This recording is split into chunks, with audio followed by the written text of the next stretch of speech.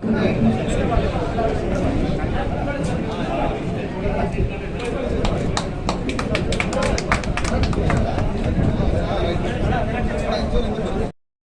ಹೋಗಿದೆ. ಪಾದಯಾತ್ರೆಯಲ್ಲಿ ಭಾಗವಹಿಸಿದ್ದೇನೆ. ನಮ್ಮ ಕೃಷ್ಣಪ್ಪವರು ಬಹಳ ಅಪರೂಪದ ವ್ಯಕ್ತಿ. ದೊಡ್ಡ ವಿದ್ವಾಂಸರಾಗಿದ್ದರು, ದೊಡ್ಡ ಆಲೋಚಕರಾಗಿದ್ದರು. ಕೆಳಗಡೆ ಪಕ್ಷ ನಮ್ಮ ಕೃಷ್ಣಪ್ಪನವರು ಬರಬೇಕಿದೆ. ಇವತ್ತು ಏನು ಕರ್ನಾಟಕದಲ್ಲಿ ಡಾಕ್ಟರ್ ಬಾಬಾ ಸಾಹೇಬ್ ಅಂಬೇಡ್ಕರ್ ಅವರ ಹೆಸರು ಹರಡಿದೆಯೋ, ಅವರ ವಿಚಾರಗಳು ಹರಡಿಯೋ, ಈ ಮಟ್ಟದಲ್ಲಿ ಹರಡ್ತಾ ಇದೆ. ಶರದ್ ಪವಾರ್ ಅವರು ಮುಖ್ಯಮಂತ್ರಿ ಆದ ಕೂಡಲೇ ಮಾಡಿದ ಒಂದು ಬಹಳ ದೊಡ್ಡ ಕೆಲಸ ಅಂದರೆ ಬಾಬಾ ಸಾಹೇಬರ ಪುಸ್ತಕಗಳೆಲ್ಲ ಮಹಾರಾಷ್ಟ್ರದ ಹೈಕೋರ್ಟ್ ವಶದಲ್ಲಿತ್ತು. ಅವುಗಳನ್ನೆಲ್ಲ ಬಿಡಿಸ್ಕೊಂಡ್ರು, ಸರ್ಕಾರದಿಂದ ಬಿಡಿಸ್ಕೊಂಡು ಆ ಪುಸ್ತಕಗಳು, ಆ ಹಸ್ತಪ್ರತಿಗಳನ್ನೆಲ್ಲ ಅವರು ಹೆಚ್ಚಾಗಲಿಕ್ಕೆ ಶುರು ಮಾಡಿದ್ರು, ಪ್ರಕಟಿಸಲಿಕ್ಕೆ. ಮೊಟ್ಟ ಮೊದಲನೇ ಸಂಪುಟ 600 ಪುಟ ಇದೆ, 10 ರೂಪಾಯಿ ಕೊಟ್ಟರು. ಎಲ್ಲ ಕನ್ನಡಕ್ಕೆ ಅನುವಾದಿಸಿದ ಬಾಬಾ ಸಾಹೇಬ್ ನಾನು 3, 5, 7, 11 ಸಂಪುಟಗಳನ್ನ ನಾನು ಅನುವಾದ ಮಾಡಿದೆ. ಕೃಷ್ಣಪ್ಪನವರು ಮತ್ತು ಅವರ ಸ್ನೇಹಿತರಾದ ಎಲ್ಲರೂ ಮಾಡಿದ ಒಂದು ದೊಡ್ಡ ಕೆಲಸದಿಂದ ಇವತ್ತು ಇಡೀ ಕರ್ನಾಟಕದಲ್ಲಿ ಬಾಬಾ ಸಾಹೇಬರ ಹೆಸರು ಚಿರಸ್ಥಾಯಿಯಾಗಿ ಬಂದಿದೆ. ಇಷ್ಟು ಬೇಗ ಹರಡ್ತಿರ್ಲಿಲ್ಲ. ನಮ್ಮ ಕೃಷ್ಣಪ್ಪರು ಇದ್ದರೆ ಬಾಬಾ ಸಾಹೇಬರ ವಿಚಾರಗಳು ಇಷ್ಟು ಬೇಗ ಹರಡ್ತಿರ್ಲಿಲ್ಲ. ಮತ್ತು ಬಾಬಾ ಸಾಹೇಬರು ಅವರ ಪ್ರಭಾವ ಇಷ್ಟು ಹೋಗ್ತಾ ಇರಲಿಲ್ಲ ಅಂತ ನನ್ನ ಎರಡನೇ ಹೆಸರು ಬಾಬಾ ಸಾಹೇಬರಷ್ಟು ದೊಡ್ಡ ವಿದ್ವಾಂಸ ಇಲ್ಲವರಿಗೆ ಬಂದಿದೆ. ಅದರಿಂದ ನಾವು ಎಷ್ಟು ಹೆಮ್ಮೆ ಪಡಬೇಕು. ಆದ್ದರಿಂದ ನಾವು ಯಾರಿಗೂ ಕಡಿಮೆ ಇಲ್ಲ ಅನ್ನೋ ಮನೋಭಾವ, ಕಡಿಮೆ ಕೀಳು ಅನ್ನೋ ಮನೋಭಾವ ಮನಸ್ಸಿನಿಂದ ತೆಗೆದಾಕಬೇಕು. ಬಾಬಾ ಸಾಹೇಬರಿಗೆ ಹೋರಾಟ ಮಾಡಿ ನಾನು ಯಾರಿಗೂ ಕಡಿಮೆ ಇಲ್ಲ ಅಂತ ಹೇಳಿದ್ರು. ಹಾಗೆ ನಮ್ಮ ಜನ ಎಲ್ಲರೂ ನಾವು ಯಾರಿಗೂ ಕಡಿಮೆ ಇಲ್ಲ ಅಂತ ಹೇಳಿದ್ರು. ಬರೆದಿರೋದು ಇಂಗ್ಲೀಷ್ನಲ್ಲಿ. ನಮ್ಮ ದೇಶದ ಎಲ್ಲ ದೊಡ್ಡ ಹೋರಾಟಗಾರರು, ನಾಯಕರು ಬರೆದಿರೋದೆಲ್ಲ ಇಂಗ್ಲೀಷ್. ಆದ್ದರಿಂದ ಇಂಗ್ಲೀಷ್ ಹೊರಭಾಷೆ ಅಲ್ಲ. ಇಂಗ್ಲೀಷ್ ಈಗ ನಮ್ಮ ದೇಶದ ಒಂದು ಭಾಷೆ ಇರುವುದೇ ಇಂಗ್ಲಿಷ್ ಭಾಷೆಯಲ್ಲೇ.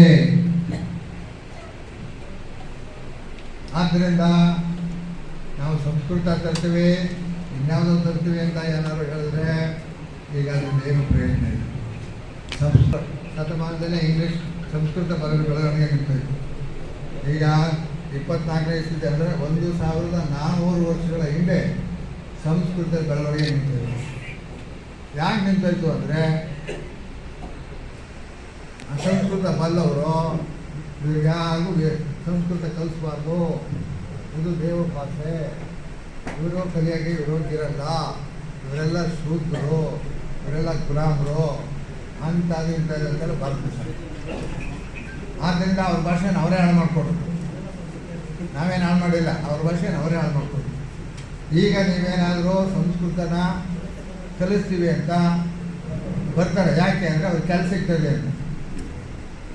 ಅವ್ರಿಗೆಲ್ಲ ಸಂಸ್ಕೃತ ಗೊತ್ತಿರೋದವ್ರಿಗೆ ಅವ್ರಿಗೆ ಕೆಲಸ ಸಿಗ್ತದೆ ಅಂತ ಬರ್ತಾರೆ. ಆದರೆ ನೀವು ಸಂಸ್ಕೃತ ಕಲಿತ್ರೆ ಏನಾಗ್ತದೆ? 1400 ವರ್ಷಗಳು ಹಿಂದ್ಕೊಟ್ಟಿರ್ತೀರಿ ನೀವು. ಆದ್ದರಿಂದ ಸಂಸ್ಕೃತದ ಬಗ್ಗೆ ನಮ್ಮ ತಲೆ ಕೆಡಿಸಬೇಕಾದ್ರೆ ಸಂಸ್ಕೃತ ನಮ್ಮ ದೇಶ ಕಲಿ ರಾಮ ದೇವರು ಅಂತ ವಾಲ್ಮೀಕಿ ರಾಮಾಯಣ ಬರೆದ 2000 ವರ್ಷಗಳ ಹಿಂದೆ. ರಾಮ ನಿಮಗೆಲ್ಲ ಆಶ್ಚರ್ಯ ಆಗೋದು, ರಾಮ ದಶರಥನ ಮಗ ಅಲ್ಲ, ರಾಮ ಪುರೋಹಿತರು ಹುಟ್ಟಿರೋರು. ನಂದಲ್ಲ, ವಾಲ್ಮೀಕಿ ರಾಮಾಯಣದಲ್ಲೇ ಇದೆ, ಕೊಟ್ಟಿದ್ದೀನಿ. ರಾಮ ದಶರಥನ ಮಗ ಅಲ್ಲ ಅಂತ ಒಂದು ಅಷ್ಟೇ ಇದೆ ಅದು. ಆಮೇಲೆ ನೀವು ಮಹಾಭಾರತಕ್ಕೆ ಬಂದರೆ ಪಾಂಡವರು ಯುಧಿಷ್ಠಿರ, ಭೀಮ, ಅರ್ಜುನ, ನಕುಲ, ಸಹದೇವ ಅವರೆಲ್ಲ ಪಾಂಡವ್ರ ಮಕ್ಕಳಲ್ಲ, ಯಾರ್ಯಾರ ದೇವತೆಗಳು ಹುಟ್ಟರು. ಯಾಕಿಂಗೆ ಇತಿಹಾಸ ಓದರು.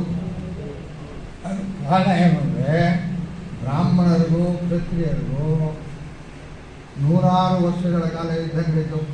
ಜನರ ಮೇಲೆ ನಾವು ಅಧಿಕಾರ ನಡೆಸಬೇಕು, ಜನರ ಮೇಲೆ ನಾವು ಅಧಿಕಾರ ನಡೆಸಬೇಕು.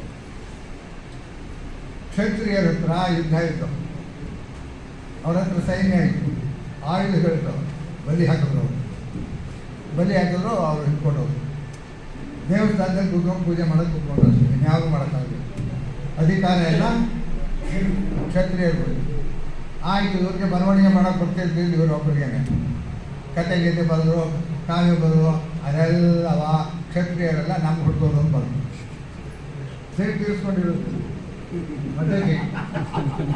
ಹೊಟ್ಟೆ ಜಿಜ್ಜಿಗೆ ಇದನ್ನು ನೀವು ನಾನು ಪುಸ್ತಕ ಪ್ರಕಟಿಸಿದ್ದೇನೆ. ಹಿಂದೂ ಸಾಮ್ರಾಜ್ಯಶಾಹಿಯ ಇತಿಹಾಸ, ಹಿಂದೂ ಸಾಮ್ರಾಜ್ಯಶಾಹಿ ಇತಿಹಾಸದಲ್ಲಿ ದಾಖಲೆ ಇದೆ. ಇದಕ್ಕೆಲ್ಲ ನಾನೇನು ಹೇಳ್ತಾ ಇದ್ದೆ ಅದನ್ನು ದಾಖಲೆ. ನೀವು ಓದುತ್ತಾ ಇರೋ ಇತಿಹಾಸ ಬರೀ ಸುಳ್ಳಿನ ಇತಿಹಾಸ. 100ಕ್ಕೆ 80-70 ಭಾಗ ಸುಳ್ಳಿರೋ ಇತಿಹಾಸ ನಾವು ಓದ್ತಾ ಇದ್ದೀವಿ. ಉದಾಹರಣೆಗೆ ನೋಡಿ, ಅಶೋಕ ಬದ್ಧ ಕ್ರಿಸ್ತಪೂರ್ವ 3ನೇ ಶತಮಾನ. ಅವನು ಬಂದು ಬುದ್ಧನ ಅರ್ಥ ಮಾಡಿಕೊಂಡು ಬುದ್ಧ ಧರ್ಮವನ್ನು ರಾಷ್ಟ್ರೀಯ ಧರ್ಮವನ್ನಾಗಿ ಘೋಷಣೆ ಮಾಡಿ ಅದನ್ನು ಜಾರಿ ಕೊಟ್ಟ. ಇಡೀ ದೇಶ ಭಾಳ ದೊಡ್ಡದಾಗಿ ಬೆಳೆದೋಯ್ತು. ಎಷ್ಟು ಬೆಳೀತು ಅಂತ ಅಂದರೆ ಪ್ರಪಂಚದಲ್ಲಿ ಇಂಡಿಯಾ ಮಟ್ಟದಲ್ಲಿ ಯಾವ ದೇಶ ಇಲ್ಲ ಅನ್ನೋಂಗಾಗೋದು. ಇತಿಹಾಸ ಓದಿ. ಅಂಥ ಅಶೋಕನನ್ನು ಮತ್ತು ಅವನ ಸಂತತಿಯವರು ಆದಮೇಲೆ ಸುಮಾರು ಕ್ರಿಸ್ತ ಪೂರ್ವ 185ನೇ ಇಸ್ವಿಯಲ್ಲಿ, ಕ್ರಿಸ್ತ ಪೂರ್ವ 185ನೇ ಇಸ್ವಿಯಲ್ಲಿ ಮನುಸ್ಮೃತಿಯಲ್ಲಿ ಬರ್ತದೆ. ಆ ಮನುಸ್ಮೃತಿಯಲ್ಲಿ ಎಲ್ಲನೂ ಯಾರು ಶೂದ್ರು ಅಂತಿದ್ದಾರೋ ಅವನ್ನೆಲ್ಲ ಗುಲಾಮರು ಬಂದರು. ದಾಸ್ಯನ್ ಶೂದ್ರಂ ವಿಜನ್ಮನ, ಎಲ್ಲ ಶೂದ್ರರು ಬ್ರಾಹ್ಮಣರ ಗುಲಾಮರು. ಎರಡನೇ ಅರ್ಥ ಶೂದ್ರ ಅಂದರೆ ಏನಪ್ಪ ಅಂದರೆ ಮೊದಲು ಹೇಳ್ತಾರೆ, ಶೂದ್ರ ಅಂದರೆ ತಂದೆಗೆ ಹುಟ್ಟಿದವನಲ್ಲ. ಯಾವುದನ್ನ ರಾಮನಿಗೆ ಹೇಳಿದ್ರು ಅದನ್ನು ನಿಮಗೂ ಹೇಳೋದು, ಅಂದರೆ ನಮಗೂ ಹೇಳೋದು. ನಾವು ಅದು ನಮ್ಮ ಧರ್ಮ ಅಂತ ಒಪ್ಕೊಂಡು ಕೂತ್ಕೊಂಡಿದ್ದೀವಿ. ನಾವೆಂತ ಮೂರ್ಖರು. ಸ್ವಾಭಿಮಾನ ಇಲ್ಲ ನಮಗೆ, ಆತ್ಮಗೌರವ ಇಲ್ಲ, ಮಾನ ಮರ್ಯಾದೆ ಇಲ್ಲ. ಇದನ್ನೇ ಬಾಬಾ ಸಾಹೇಬ್ ಬೇಕಾದಷ್ಟು ಹೇಳಿದ್ರು. ಏನಾಯಿತು? ಏನೂ ಕೇಳಲಿಲ್ಲ. ಬಾಬಾ ಸಾಹೇಬರು ಈ ಧರ್ಮ ಬಿಟ್ಟು ಆಲೆ 70 ವರ್ಷ. ಬಾಬಾ ಸಾಹೇಬ್ ಹೇಳ್ತಕ್ಕಂಥ ಜನ ಏನು ಮಾಡಿದ್ದಾರೆ? ನಾವಿನ್ನೂ ಅಲ್ಲೇ ಪಳಿತಾ ಇದ್ದೀವಿ. ಬಿಟ್ರಾ? ಸ್ವಾಮಿ ವಿವೇಕಾನಂದರು 1893ನೇ ಇಸ್ವಿಯಲ್ಲಿ ಸರ್ವಧರ್ಮ ಸಮ್ಮೇಳನದ ಅಮೆರಿಕದಲ್ಲಿ ಭಾಷಣ ಮಾಡ್ತಾ ಹೇಳಿದ್ರು. ಪ್ರಪಂಚದ ಎಲ್ಲ ಧರ್ಮದವರು ಸೇರಿದ್ರು. ಅಲ್ಲೇ ಅವರು ಬುದ್ಧನಷ್ಟು ದೊಡ್ಡ ಮನುಷ್ಯ ಪ್ರಪಂಚದಲ್ಲೇ ಹುಟ್ಟಿಲ್ಲ ಅಂತ. History of humanity social has the greatest man ever born ಅಂತ. ಆಮೇಲೆ ಮುಂದೆ ಹೇಳಿದ್ರು, the whole human race has produced only one such character the Buddha. ಇಡೀ ಮಾನವ ಜನಾಂಗ ಬುದ್ಧನಂಥ ಒಂದು ವ್ಯಕ್ತಿತ್ವವನ್ನು ಮಾತ್ರ ರೂಪಿಸಿದೆ. ಬುದ್ಧನಂಥ ವ್ಯಕ್ತಿ ಇನ್ನೊಬ್ಬರಿದ್ದಾನೆ. ಬುದ್ಧ ಮಹಿಷ್ಠ ಗಾಡ್. ಬುದ್ಧ ನನ್ನ ಇಷ್ಟ ದೇವತೆ. ನಾನು ಬುದ್ಧಿಸ್ಟ್ ಅಂತ ಹೇಳ್ಕೊಂಡಿದ್ದಾರೆ ಅವರು. ವಿವೇಕಾನಂದರು ಬುದ್ಧಿಸ್ಟ್, ನಾನು ಬುದ್ಧಿಸ್ಟ್ ಅಂತ ಹೇಳ್ಕೊಂಡಿದ್ದಾರೆ. ಯಾರೋ ನಮ್ಮಂಥವ್ರು ಗೊತ್ತಿಲ್ಲ ಇರೋ ತಮಗೆ ನೀವು ಹಿಂದೂ ಆಗಿ ಹಿಂದೂ ಧರ್ಮವನ್ನು ಟೀಕೆ ಮಾಡ್ತಾ ಇದ್ದೀರಿ. ಹಾಗೆ ವಿವೇಕಾನಂದ ಹೇಳಿದ್ರು, do you think I belong to your narrow Hinduism? Do you think I belong to your narrow Hinduism? I belong to mankind. ನಾನು ಅವರು ಅಮೆರಿಕಕ್ಕೆ ಹೋಗುವ ಮೊದಲು ಈ ದೇಶವನ್ನು 12 ವರ್ಷಗಳು ಸುತ್ತುತ್ತಾರೆ ವಿವೇಕಾನಂದರು. ಊಟ ಮಾಡಲ್ಲ ಅಲ್ಲಪ್ಪ, ನೀನು ಮನುಷ್ಯ ಅಲ್ವಾ? ನೀನು ಮನುಷ್ಯ ಅಲ್ವಾ? ಇಲ್ಲಿಲ್ಲ ಯಾರಾದರೂ ನಾನು ಕೇಳಿದ್ರೆ ನೀವು ಊಟ ಮಾಡಿದ್ರೆ ನೀರು ಕುಡಿದ್ರೆ ಅಂತ ಯಾರಾದ್ರು ಕೇಳಿದ್ರೆ ನೀನು ಕೇಳ್ತಾ ಇದೆಯಾ? ನೀನು ಸಹೋದರ, ನನ್ನ ಸಹೋದರ ನೀನು ನನ್ನಂಗೆ ಮನುಷ್ಯ ತಗೋಬಾರ್ದು. ಇಲ್ಲ ನಾನು ಕೊಟ್ಟರೆ ಏನಾದ್ರು ಮಾಡ್ಬಿಡ್ತಾರೆ, ನಾನು ಕೊಂಡು ಹೊಡಿತಾರೆ. ಆಯಿತು ಕೊಡು, ನಾನು ಒಂದು ಹೊತ್ತು ಊಟ ಮಾಡದೇ ಇದ್ದೀನಿ ಅಂತ ಬೈತೀನಿ, ಬೇಡ ನಾನು ಎದ್ದಿರ್ತಾ ಇದೆಯಾ ಹಿಂಗೆ. ಇವರು 7 ಗಂಟೆ ಹೇಳಿದ್ರು, ಅಲ್ಲಪ್ಪ ನಾನು ನನ್ನ ಸೋದರ ತಂದುಕೊಡ್ತೀನಿ, ಅದನ್ನು ಸಹಿಸೋದಿಲ್ಲ ನೀವು ಮನುಷ್ಯನೇನು. ಇನ್ನು ಮಾತಾಡಿ ಜಡಾಟಿ ಇಡಿಯಟ್ಸ್ ಅದು. ಸ್ವಾಮಿ ವಿವೇಕಾನಂದರು ಅವರು ಕಾಲೇಜಿಗೆ ಓದ್ತಾ ಇದ್ದಾಗ ಫುಟ್ಬಾಲ್ ಪ್ಲೇಯರ್ ಅಂತ ಬುದ್ಧ ಅವರು ಶಿಷ್ಯರಿಗೆ ಹೇಳಿದರು, ನೀವು ಹೊರಗಡೆ ಹೋಗ್ತಾ ಇರೋದು ಊಟ ಮಾಡೋ ಉದ್ದೇಶ ಅಲ್ಲ, ನೀವು ಯುದ್ಧ ಧಮ್ಮವನ್ನು ಹರಡ್ತಾ ಇದ್ರಿ. ಈ ಧಮ್ಮವನ್ನು ಹರಡಲಿಕ್ಕೆ ನಿಮಗೆ ಶಕ್ತಿ ಬೇಕು, ಅದಕ್ಕೆ ನೀವು ಭಿಕ್ಷೆಯನ್ನು ಬೇಡ್ತಾ ಇದ್ರಿ, ಊಟ ಕೇಳ್ತೀರಿ. ಜನ ಅವ್ರು ಏನು ಊಟ ಕೊಟ್ಟರು ನೀವು ಊಟ ಮಾಡಬೇಕು ಅಂದರು. ಇದು ನನಗೆ ಗೊತ್ತಿಲ್ಲ, ಇದು ಅದ್ಯಾವುದು ಅಲ್ವೇ ಅದು. ಅವರು ಮಾಂಸ ಕೊಟ್ಟರು ತಿನ್ಬಾರ್ದು, ಏರು ಕೊಟ್ಟರು ತಿನ್ನಬೇಕು ಅಂತ ಹೇಳಿದ್ರು. ಯಾಕೆಂದ್ರೆ ಬುದ್ಧ ಅದೇ ರೀತಿ ಬಿಡ್ತಿತ್ತು. ಆಗ ಸುಂದ ಊಟ ಕೊಡ್ತಾರೆ. ವಯಸ್ಸಾಗಿತ್ತು, 80 ವರ್ಷ ಆಗಿತ್ತು ಬುದ್ಧ. ಹೇಗೆ ಶುರುವಾಗುತ್ತೆ ಪುಣ್ಯಾತ್ಮನೇನು ಅಂತ. ಯಾವ ಸಮಾಜ ಪಾಪ ಮಾಡಿ ಕೆಳಜಾತಿ ಊಟವ್ರು ಹೇಳ್ತಿದ್ರು ಅವರನ್ನು ಬುದ್ಧ ಒಂದೇ ಮಾಡ್ತಾರೆ, ನೀನು ಪುಣ್ಯಾತ್ಮ ಅವರು ತಥಾಗತನಿಗೆ ಊಟ ಕೊಟ್ಟ ಪುಣ್ಯಾತ್ಮನೇನು ಆ ರಾಮನನ್ನು ಅದೇ ಅಯೋಧ್ಯೆಯಲ್ಲಿ ಪಂಜಾಬ್ನಲ್ಲಿ ಒಬ್ಬ ದಲಿತ MLA ಸೋಲ್ತಿದ್ದಾನೆ ಗೊತ್ತಾ. ಇದು ಬಾಬಾ ಸಾಹೇಬ್ರಿಗೆ ಸಂದ ಗೌರವ. ಇದು ಬಾಬಾ ಸಾಹೇಬ್ರಿಗೆ ಬುದ್ಧ ಧರ್ಮಕ್ಕೆ ನಾವೆಲ್ಲ ಬುದ್ಧ ಧರ್ಮ ಅರ್ಥ ಮಾಡ್ಕೊಂಡಿದ್ರೆ ಸಂವಿಧಾನದಲ್ಲಿ ಏನು ಹೇಳ್ತಾರೆ, ಈಕ್ವಾಲಿಟಿ ಸಮಾನರು, ಎಲ್ಲರೂ ಸಮಾನರು. ಲಿಬರ್ಟಿ ಎಲ್ಲರಿಗೂ ಸ್ವಾತಂತ್ರ್ಯ ಇದೆ, ಯಾರು ಮೇಲೂ ಕೇಳಿಲ್ಲ. ಫ್ರೆಟರ್ನಿಟಿ ಎಲ್ಲರೂ ಸಹೋದರು, ಅಕ್ಕ ತಂಗಿಯರಿದ್ದಂಗೆ ಇಲ್ಲಿ. ಈಗ ಒಂದು ಮನೇಲಿ ನೋಡಿ, taken them from my spiritual mentor lord. ಇಲ್ಲ ಅವುಗಳನ್ನು ನನ್ನ ಆಧ್ಯಾತ್ಮಿಕ ಗುರುಗಳಾದ ಬುದ್ಧ ದೇವರಿಂದ ತೆಗೆದುಕೊಂಡಿದ್ದೀನಿ. ಬುದ್ಧ ಗುರುಗಳು ನನ್ನ ಗುರುಗಳು. ಬರಮಾಟ ಸಹಸ್ರಾಣಿ ದಶವರ್ಷ ಶತಾನಿ ಚ. ರಾಮ 10,000 ವರ್ಷಗಳು, 1,000 11,000 ವರ್ಷಗಳು ರಾಜ್ಯ ಬರಬಾರ್ದು. 11,000 ವರ್ಷಗಳು ಅಲ್ಲ, ಮನುಷ್ಯನಿಗಿರೋದು 100 ವರ್ಷ. 11,000 ವರ್ಷ ಅಂದರೆ ಸಂಸ್ಕೃತದಲ್ಲಿ ವರ್ಷ ಅಂದರೆ ದಿನ ಅಂತ ಒಂದು ಅರ್ಥ ಇದೆ. ಆದ್ದರಿಂದ 11,000 ವರ್ಷಗಳಲ್ಲಿ ನೀವು 11 ವರ್ಷಗಳು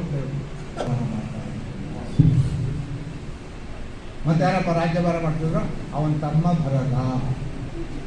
ಮತ್ತೆ ರಾಮ ಏನು ಮಾಡ್ತಿದ್ದ, ಅವನು ಬೆಳಗ್ಗೆ ಹೊತ್ತು ಪುರೋಹಿತರ ಜೊತೆ ಕೂತ್ಕೊಂಡು ಪೂಜೆ ಪುನಸ್ಕಾರ ಮಾಡ್ತಿದ್ದ. ಮಧ್ಯಾಹ್ನ ಆದಮೇಲೆ ಅದೆಲ್ಲ ಮುಗಿಸ್ಕೊಂಡು ಮಧ್ಯಾಹ್ನ ಆದಮೇಲೆ ಹುಡುಗಿ ಜೊತೆ ಸೇರಿಕೊಂಡು ಹೆಂಡ ಕುಡಿತಿದ್ದ ಅಂತ ಮಾತು ವಾಲ್ಮೀಕಿ ರಾಮಾಯಣದಲ್ಲಿ. ಬಾಹುಭ್ಯಾಂ ಮಧುಮೈರೇಕ ಎಂಬ ಹೆಂಡವನ್ನು ರಾಮ ಕುಡಿತಾ ಇದ್ದ. ನಂದೆಲ್ಲ ಮಾತಾಡಿದ್ರು, ವಾಲ್ಮೀಕಿ ಹಾಕಿದ್ದಾನೆ. ಸರಿ, ರಾಜ್ಯ ಮಾಡ್ತಾ ಇದ್ದ. ಆಗ ಶಂಭೂಕ ಎಂಬ ಒಬ್ಬ ಶೂದ್ರ ಅಂದರೆ ಅವನು ಬ್ರಾಹ್ಮಣನೂ ಅಲ್ಲ, ಕ್ಷತ್ರಿಯನೂ ಅಲ್ಲ, ವೈಶ್ಯನೂ ಅಲ್ಲ. ಶೂದ್ರ ಯಾರು ಬೇಕಾದ್ರು ಹೊಲ ಉಳೋನು, ದನ ಕಾಯೋನು, ಕುರಿ ಕಾಯೋನು, ಕಬ್ಬಿ ಹೊಡೆಯೋನು, ಕಸ ಬಿಟ್ಟು ಯಾವ ಬೇಕಾದ್ರು ಶೂದ್ರ. ಯಾರೇ ನಾನಾಗಲೇ ಹೇಳಿ, ಯಾರು ಆಗಿದ್ರು ಅವರೆಲ್ಲರೂ ಶೂದ್ರರು. ಭಾಳ ಜನ ಏನು ತಿಳ್ಕೊಂಡಿದ್ದಾರೆ ಅಂತಂದರೆ, ಶೂದ್ರರು ಅಂದರೆ ನಮ್ಮ SC ST ಅವರು ಅಂತ ತಿಳ್ಕೊಂಡ್ರೆ ದಡ್ಡತನ.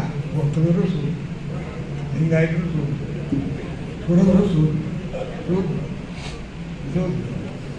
ಆದ್ದರಿಂದ ಇವರೆಲ್ಲ ಗುಲಾಮರು. ಇದೆ ಅವನಿಗೆ ಸರಿಯಾಗಿ ಬುದ್ಧಿ ಹೇಳೋದು. ರಾಮ ಹೋಗಿ ಕೇಳ, ಯಾರೇ ನೀನು ಬ್ರಾಹ್ಮಣನ, ನೀನು ಕ್ಷತ್ರಿಯನ, ನೀನು ವೈಶ್ಯನ, ನೀನು ಶೂದ್ರನ ಅನ್ನೋದು ರಾಮ. ರಾಜ ಅನ್ನೋದು ಕೇಳೋದು ಮಾತುಗಳು ರಾಜ. ಅದಕ್ಕೆ ಅವನು ಹೇಳ್ದ, ಶೂದ್ರ ಯೋಜ್ಞಾಂ ಸೋಸ್ಮೆ ಶಂಭೂಕೋ ನಾಮ ನಾಮಕ. ನಾನು ಶೂದ್ರನ ಹೊಟ್ಟೆಲಿಟ್ಟಿದ್ದೀನಿ, ನನ್ನ ಹೆಸರು ಶಂಭೂಕ ಅಷ್ಟೇ. ಅವನೇನು ಕೆಟ್ಟದ್ದು ಏನು ಮಾಡಿದ್ರು, ಏನಪ್ಪ ಮಾಡ್ತಾಯಿತ್ತು, ನಾನು ಜ್ಞಾನ ಪಡ್ಕೊಂಡು ಮೋಕ್ಷ ಪಡ್ಕೊಂಡು ಸ್ವರ್ಗಕ್ಕೆ ಹೋಗ್ಬೇಕು ಅಂತ ತಪಸ್ಸು ಮಾಡ್ತೀನಿ. ನಾನು ತಪ್ಪೇನದ್ರಲ್ಲಿ ರಾಮ ತಲೆ ಕಥೆ ಸಾಧ್ಯ ಅಂತ ನಾನು ದೇವರು ಅಂತ ಪೂಜೆ ಮಾಡ್ತೀರಾ? ಅವನ ಹೆಸರು ಇಟ್ಕೊಂಡಿರೋ ಯಾರು ಇದ್ದೀರಾ? ಇಲ್ಲೇ ರಾಮ ಅಂತ ಹೆಸರು ಹೇಳಿದ್ದಾರೆ, ಯಾರಿಗಾರ ಎಲ್ಲ ಭೀಮ ಅಂತ ಹೆಸರಿಟ್ಕೊಳ್ಳಿ. ಕೃಷ್ಣ ಯಾರು ಭಗವದ್ಗೀತೆಯಲ್ಲಿ ಕೃಷ್ಣ ಏನು ಹೇಳ್ತಾನೆ ಗೊತ್ತಾ?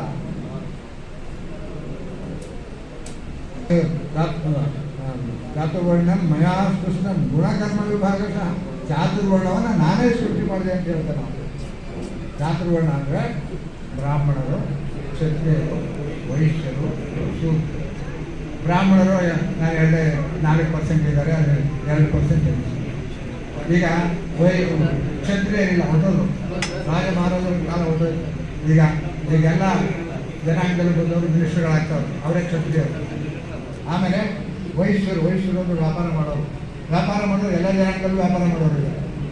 ಈಗ ಉಳಿದಿದ್ದು ಎರಡೇ. ವಿವೇಕಾನಂದ ಕೇಳೋದು 150 ವರ್ಷದಿಂದ ಎಲ್ಲಪ್ಪ ಯು ಸ್ಪೀಕ್ ಅಬೌಟ್ 4 ಕ್ಯಾಸ್ಟ್, 4 ಜಾತಿಗಳ ಬಗ್ಗೆ ಹೇಳ್ತೀವಿ, 4 ವರ್ಣಗಳ ಬಗ್ಗೆ ಎಲ್ಲಿದೆ 4 ವರ್ಣಗಳು? ದೇರ್ ಆರ್ ಓನ್ಲಿ 2 ಕ್ಯಾಸ್ಟ್ ಅಂದರು ವಿವೇಕಾನಂದ. ಬ್ರಾಹ್ಮಣ ಶೂದ್ರ ಇಬ್ಬರೇ ಇರೋದು. ಈ ಶೂದ್ರಿಗೆಲ್ಲ ವಿದ್ಯೆ ಕೊಡಿ, ಹೊಡೆದ ನೀವೆಂತ ಬ್ರಾಹ್ಮಣರು ಅಂತ. ಬ್ರಾಹ್ಮಿನ್ಸ್ ಆದರೆ ರಾಕ್ಷಸ ಅಂತ ಕಲಿಬಾರ್ದು. ಇದು ವಿವೇಕಾನಂದರ ಮಾತು, ನಂದಲ್ಲ. ಬ್ರಾಹ್ಮಿನ್ಸ್ ಆದರೆ ರಾಕ್ಷಸ ಅಂತ ಕಲಿಯುಗ, ಬ್ರಾಹ್ಮಣರು ಕಲಿಯುಗದ ರಾಕ್ಷಸರು.